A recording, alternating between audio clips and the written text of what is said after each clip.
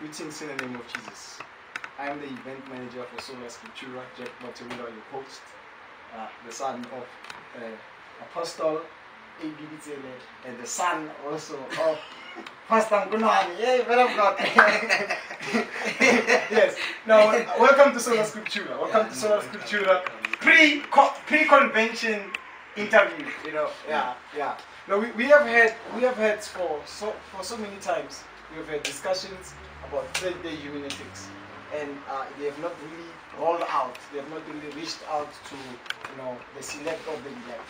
We still have the issue when it comes to biblical interpretation, and that is why we are having this event. And we thought we should invite a student, to come and address these matters, because I think this is more of a scholarship than it is spiritual, of course, but it requires more of the scholarship. So that's why we invited you to Sola Scriptura in the convention. So welcome, man of God. Welcome. And you are actually the only speaker who's been invited without a title. Yeah. So, but man of God, what do you really think is the missing link in Christian interpretation, in biblical interpretation, in your perspective, in your... Yes. Oh, okay.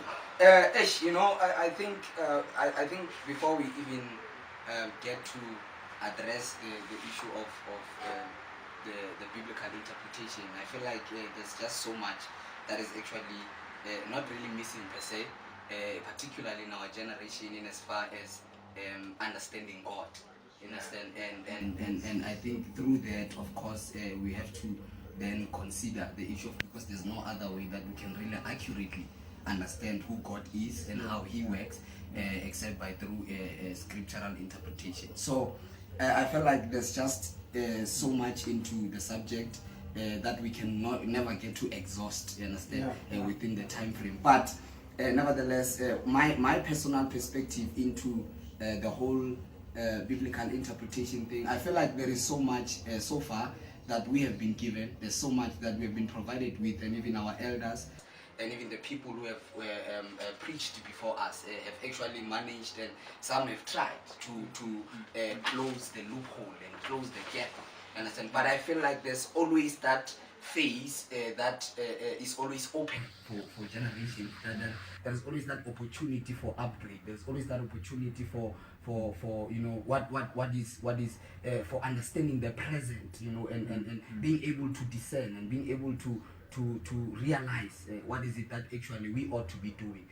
Just like the Bible says that the sons of Issachar who knew what Israel ought to do, understand? So I feel like we are of the same sentiment. We ought to progress in that fashion, to say we embrace what we have been taught, we understand, and we get the background. So now, what I get from you, in your view, there is no other explanation that we can know God without interpreting scriptures. I want to get it correctly. No. Without accurate interpretation of scripture. I think I don't know, because I want to also try not to sound spiritual. Because but what I meant by that, of course, I'm trying to say, it's remember, the Bible is not an English material, so automatically that puts us in a very critical position, because now this is the same Bible that talks about this God. So if we don't understand the texts and we don't understand the language, the original language in which it was written, then automatically that poses a threat in our understanding of God. So what I'm trying to say is, I'm not literally saying, of course, God does it His own way. God can decide either ways. But what I'm saying is that in terms of really getting a perspective, getting an understanding of this principle God, and who has His manual, who has this particular document as our guide, that He has set as a standard in terms of, in as far as approaching Him and in as far as relating with Him, then there is no way. We are not an exception to the rule. We ought to understand Him, and if we ought to understand Him through His text or through His document, which is called the Bible, then automatically that means there's just a demand. There's always going to be that burden of proof and that honors of proof, in fact, for us to actually get to dig some stuff and then really get to know Him through the text. So I feel like by saying that we cannot really understand God through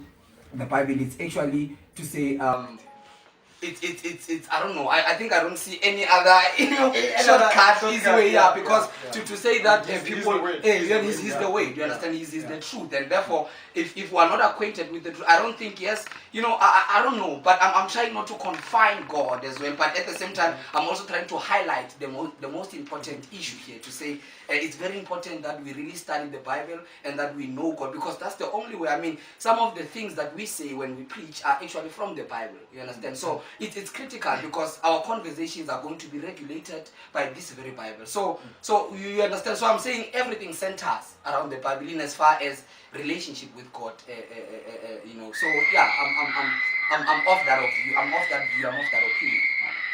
So basically, that's my approach and my perspective into the matter.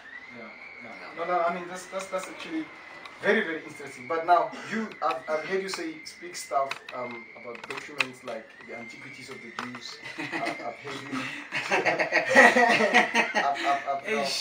So now, how will such a non-biblical document, which is just a historical document, written by a guy that's not a Christian, Josephus, Flavius, he's not a Christian, he's a Jew. Now, how does such a document be of a benefit for me in relation with biblical? I know that there's some people who actually don't care about such ancient material, but you, per se, as I know you personally, I know that you have interest. Yes. Okay. So what I do? My question is, why would I maybe exhaust my time? I know that personally, we all have read the Bible. As preachers of the way, it is required that you must have read the entire New Testament. I mean, it's a requirement. You cannot be ordained or you cannot serve and stand in front of the people unless you've read the New Testament and the Old Testament, of course. But now, when you read the Old Testament and New Testament, there are some historical things that you not fuse together. And now, I've seen that in most of the time, you quote, for an example, the antiquities of the Jews. How can that actually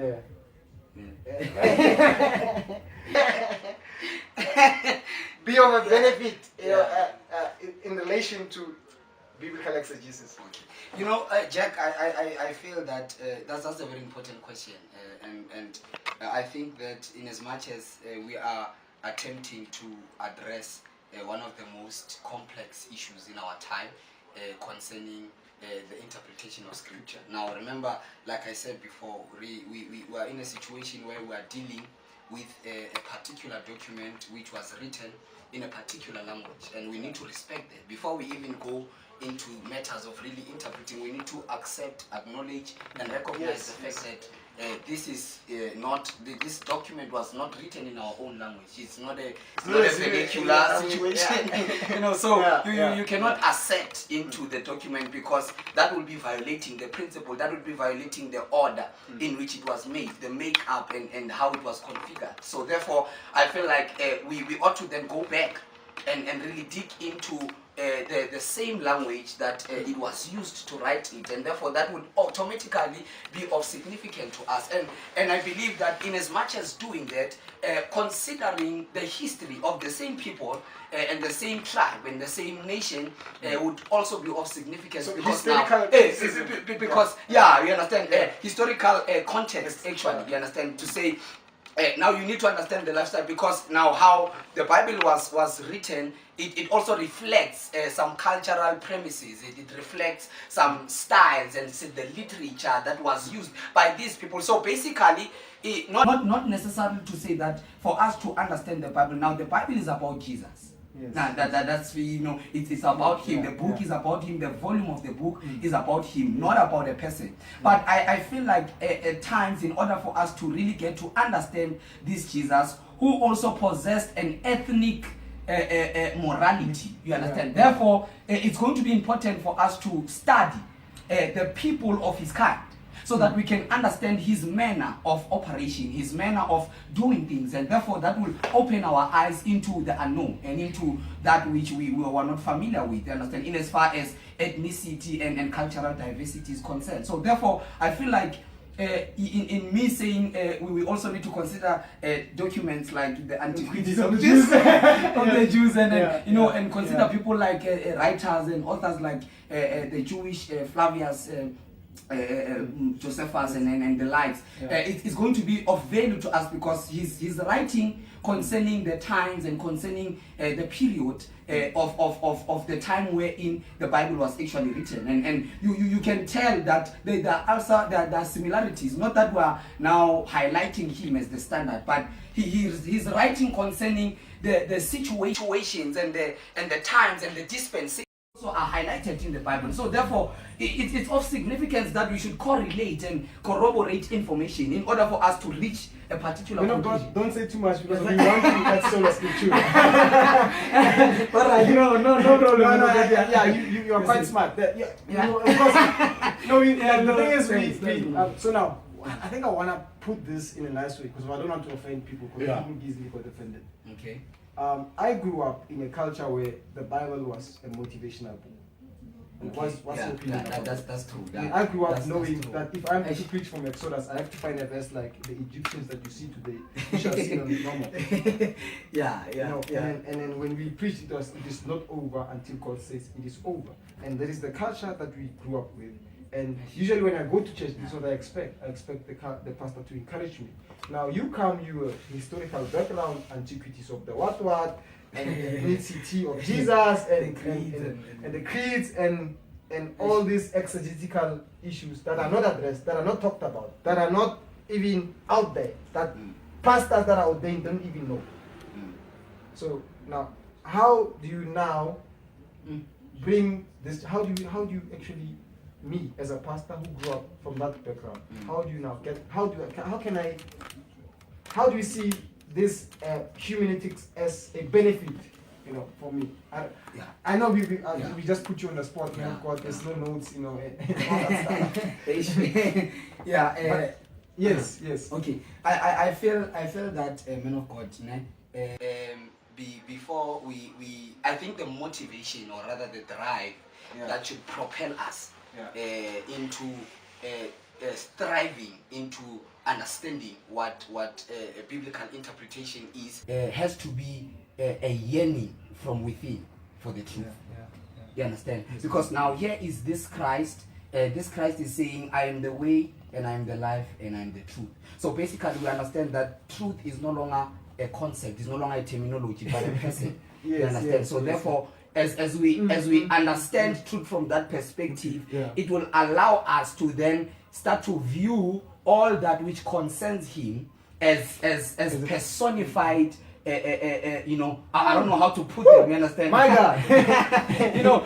Because I mean, you see, that is why you'll have such texts as like I'm saying, the one I just quoted, that the volume of this book in the book of Hebrews is written of me. You understand? And he says, the Bible says, there's another account where in the Bible says he started to open scriptures and expounded concerning things that were written concerning himself. You understand? Himself. So therefore, you can see that automatically the Bible is Jesus personified in text. You understand? And truth personified. So therefore, for us to then get to then interpret the Bible, then we must be willing to accept the truth. We must be in a position wherein we are saying we are done with motivation, we are done with feeling all these crazy feelings and this ecstasy that goes around and goes about when the servants of God are ministering and everybody is shouting and rolling and we need to pass that phase, because what we are saying is we are concerned with the truth, and we want to attain the truth. We want to reach and get this person called truth. So I feel that as much as we have grown and we have been indoctrinated differently, and we've been taught different stuff, and we have even believed some of the things. And, I have to stop you. Sola Scriptura, man of God. I appreciate you as my friend. Thank you very much. You're quite inspiring. I just don't want you. I want you, no, I want you, Yeah, I no. want you like excited. I want you Yeah. the way you are, man of God, as young as you are. And remember, man of God, you are the only young person that ever Yeah. gets invited to this conference. So basically, we got double grace, we got double grace, man of God. Yeah. We are just saying as Elim Tamaneko we are really humbled, man of God, Yeah. to learn from such a young man. I'm Yeah, older than it's you. an honor, it's an My honor. pastor's older than you. Yeah. You know, and yeah, we are really humbled. We've been in ministry for more than 16 years, but we don't know these things, and we are still learning. Yeah, So, no, it's an honor, man of God. yes, man of God, we will see you at Sola Scriptura on the 26th of February and the 27th of February. The time will be 6:30. Elim Tabernacle, Sola Scriptura. We will deal with Sola Scriptura. I believe he will also deal with Sola Scriptura at that time. So people could have been asking questions. What on earth is this? Yeah. Sola Scriptura. Yeah. So thank you very much, Mlungisi Mahlangu. It's a pleasure, man. It's a pleasure, man of God. Yeah, it's a wonderful time to be with you. Thank you. No, thank you, thank you. Yes, yes.